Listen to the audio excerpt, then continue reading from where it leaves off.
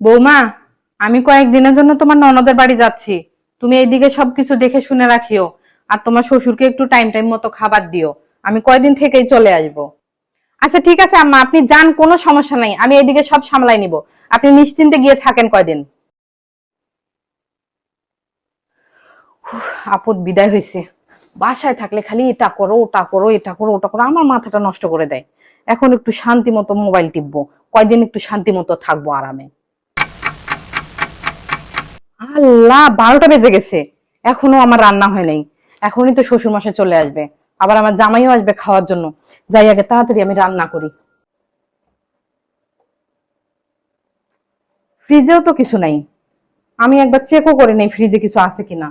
শাশুড়ি আম্মা থাকলে ঠিকই ফ্রিজ চেক করে যদি না থাকে তাহলে কিনে নিয়ে আসতো, অথবা তার ছেলেকে বলতো। এখন কি রান্না করব, দেখি কি করা যায়। ট্যাঙ্কিতে পানি তুলতেও ভুলে গেছি। শাশুড়ি আম্মা থাকলে এই ছোট ছোট বিষয়গুলো সব চেক করে নিজে থেকেই করে।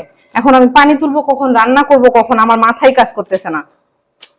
হ্যালো আম্মা, আপনি কবে আসবেন? বৌমা, আমি তো 2 দিন হয়ে আসলাম। এখনো যাওয়ার কথা বলতেছো, কোনো সমস্যা নাকি? না আম্মা, বাসায় কোনো সমস্যা হয় নাই।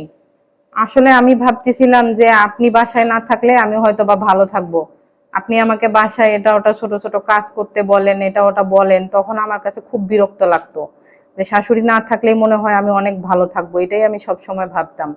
কিন্তু আজকে যখন আপনি চলে গেছেন, আমি ফ্রিজে যে তরকারি নাই সেটাও দেখি নাই, ট্যাঙ্কিতে পানি নাই সেটাও খেয়াল করি নাই।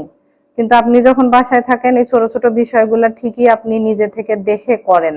আজকে যখন আপনি চলে গেছেন আমি বুঝতে পারতেছি যে আপনার এই সংসারে থাকাটা কত বেশি দরকার। বৌমা, আমিও বুঝতে পারছিলাম যে তুমি আমার উপর বিরক্ত হও। আমি চাচ্ছিলাম যে তুমি নিজে থেকেই যেন তোমার ভুলটা বুঝতে পারো। তুমি যে তোমার ভুল বুঝতে পারছো, আমি অনেক খুশি হয়েছি। আমরা শাশুড়িরা যাই বলি না কেন, তোমাদের ভালোর জন্যই তো বলি। হ্যাঁ আম্মা, আমি আমার ভুলটা খুব ভালো করেই বুঝতে পারছি। শাশুড়ি যেমনই হোক না কেন, শাশুড়ি সংসারে থাকাটাই বেশি জরুরি। শাশুড়ি থাকলেই বউ ভালো থাকে, শাশুড়ি না থাকলে বরং সংসারটা এলোমেলো হয়ে যায়। আচ্ছা হয়েছে, আমি আমার ছেলেকে বলতেছি, ও তোমাকে এখন এখানে রেখে যাবে। আমরা দুই শাশুড়ি বউ মিলে কদিন একটু আরাম করি।